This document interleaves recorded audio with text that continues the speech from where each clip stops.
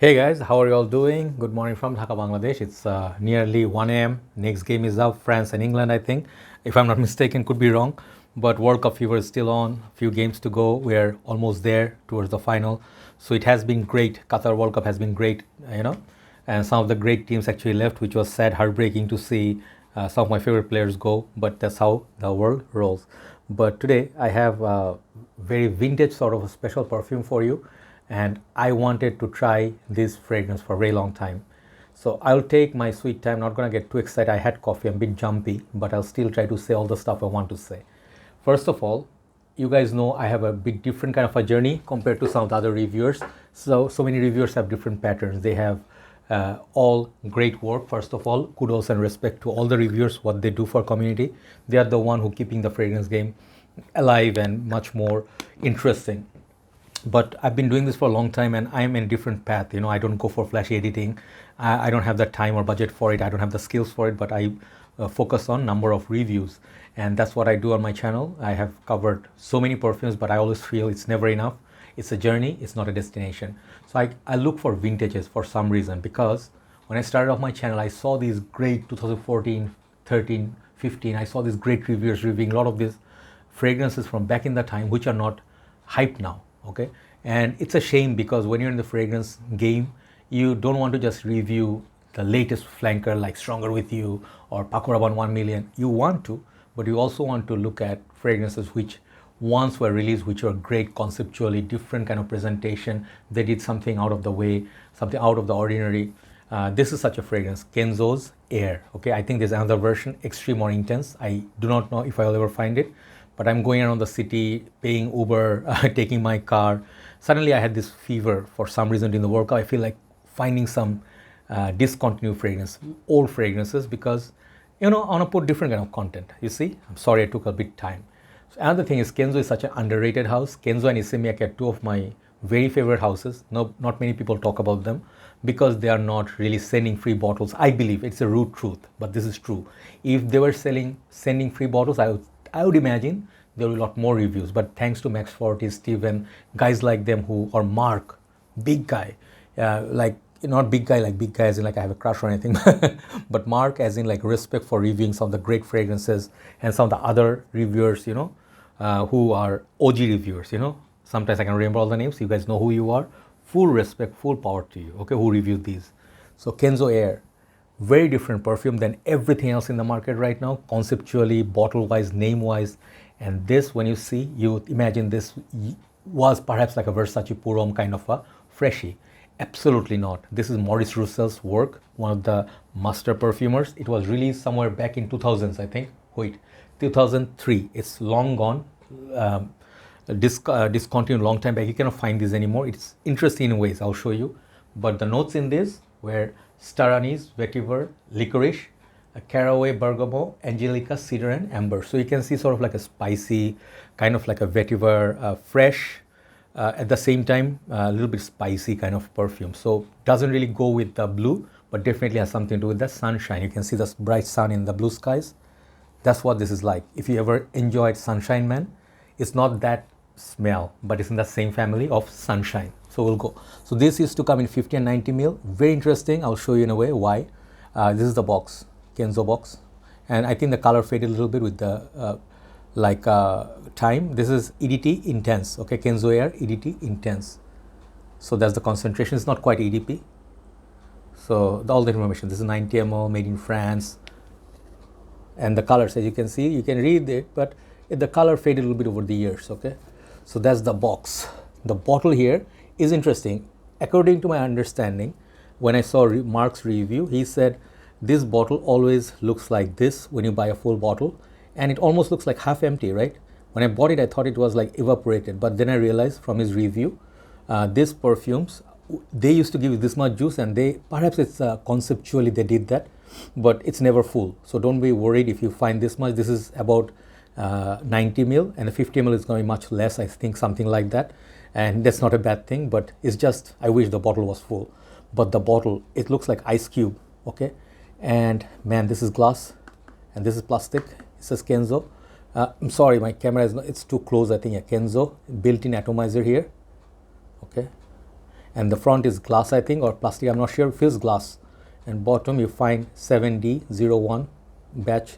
This is where the sprayer is located.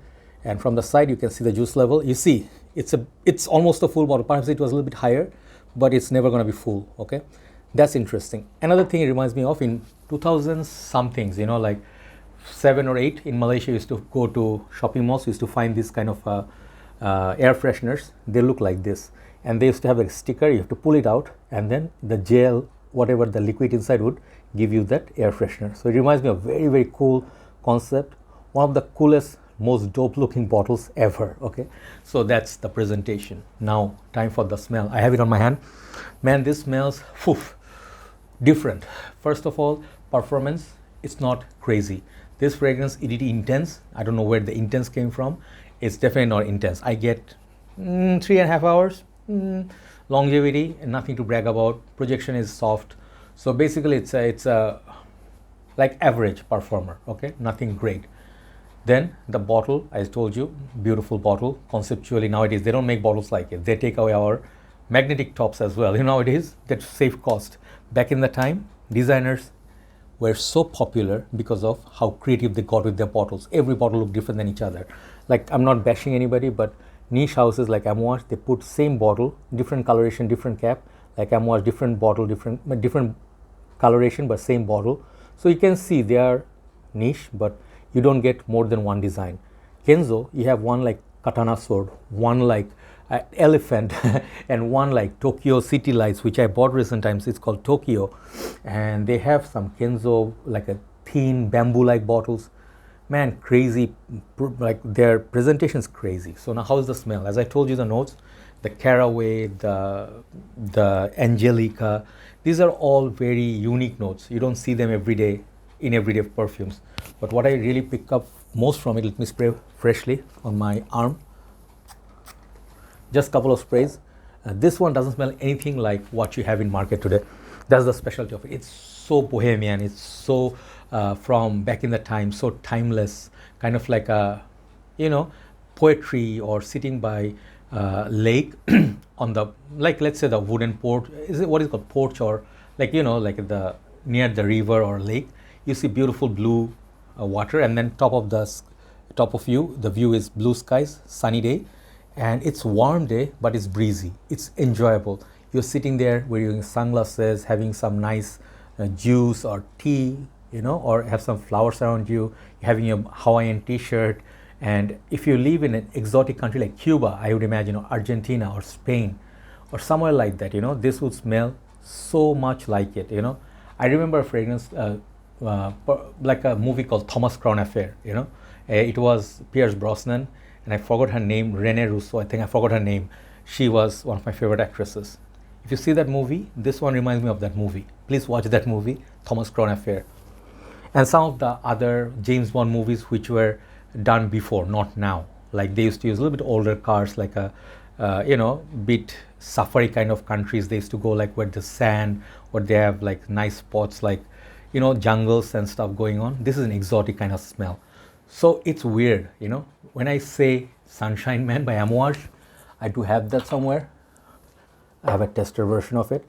This is a different kind of sunshine. Okay, this is like out there. This is like a floral, immortal floral. This is boozy. This is crazy longevity, and this is a shy, totally different kind of a world. But they both portray for me the sunshine.